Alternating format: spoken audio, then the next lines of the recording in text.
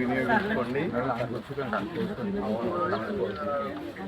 వెంటనే మళ్ళీ నెలలోనే ఇచ్చేస్తున్నారు అనమాట. ఇబ్బంది లేకుండా ఎన్డీఏ కూటమి ప్రభుత్వం, చంద్రబాబు నాయుడు గారు, పవన్ కళ్యాణ్ గారు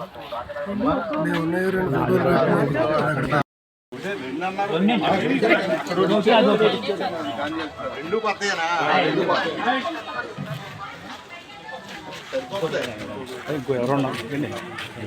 ప్రతి నెల 1వ తేదీన ఈ ఎన్డీఏ కూటమి ప్రభుత్వం కానీ, గౌరవ ముఖ్యమంత్రి నారా చంద్రబాబు నాయుడు గారు కానీ, అలాగే గౌరవ ఉప ముఖ్యమంత్రి శ్రీ కొణిదెల పవన్ కళ్యాణ్ గారు, అట్లాగే మన యువనేత నారా లోకేష్ గారు, వీరందరి యొక్క ఆలోచన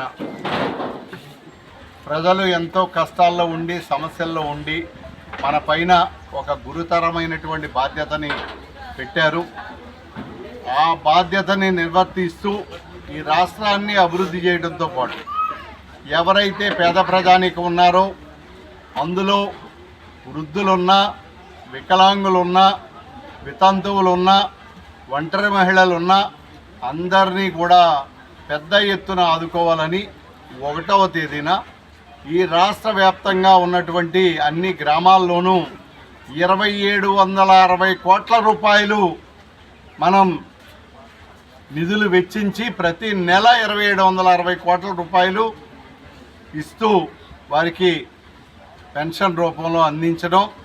ఇవాళ ఆలోచిస్తే ఒక సంవత్సరానికి ఒక మహిళకు కానీ, లేకపోతే ఒక వితంతువుకి కానీ, ఒక వృద్ధుడికి కానీ ఇచ్చేటటువంటిది మనం లెక్కేస్తే 48,000 రూపాయలు ఒక సంవత్సరానికి. అంటే ఒక ఎకరం మీద వచ్చేటటువంటి పంట కంటే ఎక్కువ ఈ ప్రభుత్వం పేదవాడి సేవలో వినియోగిస్తూ ఉంది. అది ప్రధానమైనటువంటి లక్ష్యం ఏంటంటే ప్రతి పేదవాడు, ప్రతి వృద్ధుడు తప్పకుండా చాలా గౌరవప్రదమైనటువంటి జీవితం.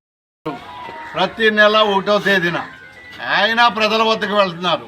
మమ్మల్ని అందరినీ, సామాన్య కార్యకర్తను సైతం ప్రజల వద్దకు పంపించి ప్రజలకి ఈ పరిహారాన్ని అందించి వారందరి యొక్క కష్ట సుఖాలని విచారించి రమ్మని వారు ప్రతి నెల పంపటం. ఇవాళ చూస్తే రాష్ట్రంలో అనేక సమస్యలు ఉన్నాయి, ఇబ్బందులు ఉన్నాయి, ఆర్థిక లోటుపాట్లు ఉన్నాయి. ఇవాళ ప్రజానీకం మొన్న ఎన్నికల్లో ఇచ్చినటువంటి హామీలు ఏదైతే సూపర్ 6 ఉందో అన్నీ ఒక్కొక్కటిగా ఆల్మోస్ట్ నెరవేర్చుకుంటూ వచ్చాం. ఇంకా 1-2 ఉన్నాయి. ఇవాళ అది ఇస్తే బాగుండు, ఇది ఇస్తే బాగుండని ఎవరైనా అనుకోవచ్చు.